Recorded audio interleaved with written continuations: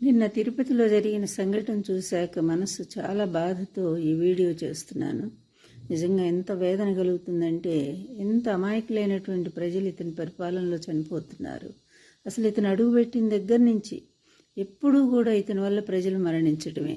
ఇదేమిటో కానీ ఇతని దురదృష్టపాదం ఆంధ్రప్రదేశ్లో ఎంతమందిని బలి తీసుకుంటుందంటే, అది నిజంగా చూడండి. పుష్కరాల దగ్గర నుంచి ఇప్పుడు నేడు జరిగినటువంటి తిరుపతి దేవస్థాన సంఘటన దగ్గర నుంచి అన్ని విషయాలు, ఇతను మీటింగ్ పెడితే జనం చచ్చిపోతారు, అదేవిధంగా ఇతను స్నానానికి పోతే జనం చచ్చిపోతారు.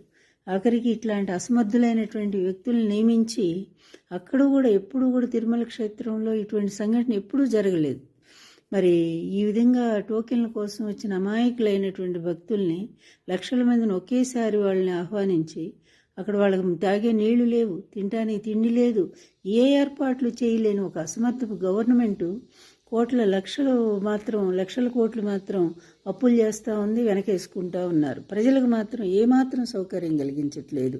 అందువల్ల ఇటువంటి అసమర్థ ప్రభుత్వం, ప్రజా ప్రాణాలు తీసేటువంటి ప్రభుత్వం అవసరమా ఆంధ్రప్రదేశ్కి? ఇది ప్రజలు కూడా ఆలోచించుకోవాలా?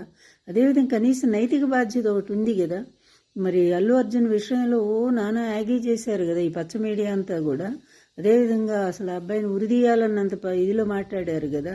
మరి ఇప్పుడు ఈరోజు దీనికి నైతిక బాధ్యత ఎవరు వహిస్తారు? హోమ్ మినిస్టరా, లేకపోతే డిప్యూటీ సీఎమ్మా, లేకపోతే చీఫ్ మినిస్టరా? ఎవరు బాధ్యత వహిస్తారు? మేమైతే డిమాండ్ చేస్తున్నాము, ఇటువంటి అసమర్థుడిని వెంటనే చైర్మన్ను తొలగించి ఒక సమర్థుడైనటువంటి వాడిని దేవస్థానాన్ని నియమించండి, పోలీసు వ్యవస్థను సక్రమంగా నడిపించండి, అదేవిధంగా ప్రజల ప్రాణాల పట్ల బాధ్యత వహించండి. ముందు చనిపోయిన కుటుంబాలకి